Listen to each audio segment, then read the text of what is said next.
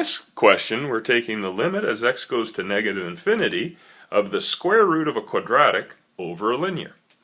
Well, we can factor out the square root of x squared from the numerator, and we can factor out x from the denominator.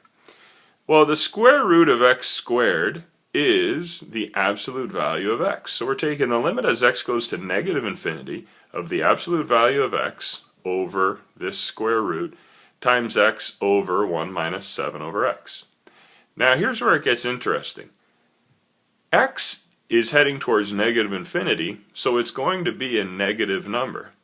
The absolute value of x has to be a positive number.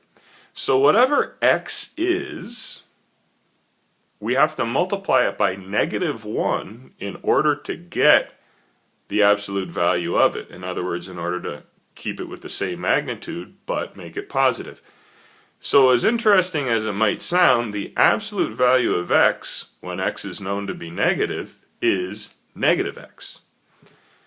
And this second factor is the same, and in the denominator this second factor remains what it was.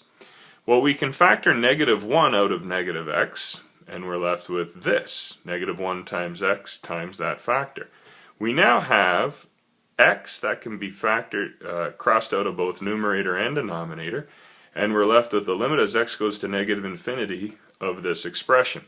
We can think of each of these terms separately, and we get ultimately our answer for the limit of negative 1.